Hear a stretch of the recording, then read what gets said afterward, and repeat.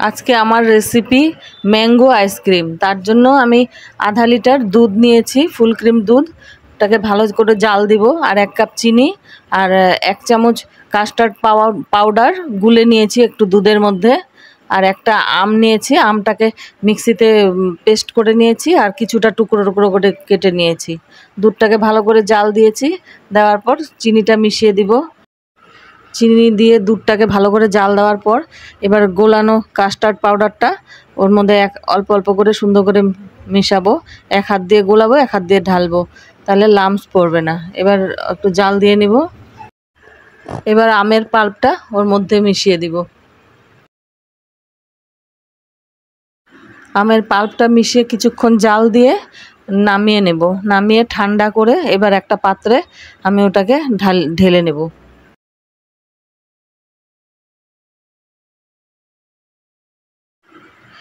Aluminium foil দিয়ে ঢাকা দিয়ে এবার ডিপ ফ্রিজে 2-3 ঘন্টার জন্য রেখে দিব।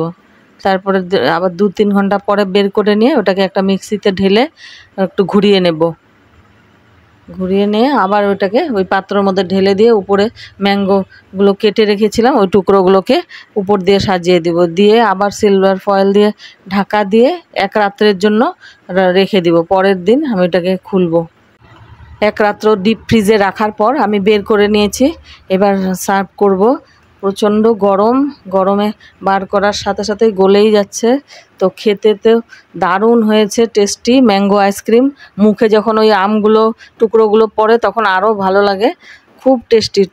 তো বন্ধুরা, তোমরাও একবার সবাই বানিয়ে খেয়ে দেখো এই রেসিপিটা, ম্যাঙ্গো আইসক্রিম, খুব ভালো লাগবে। ভিডিওটি ভালো লাগলে লাইক, শেয়ার আর চ্যানেলটিকে সাবস্ক্রাইব করার অনুরোধ রইল।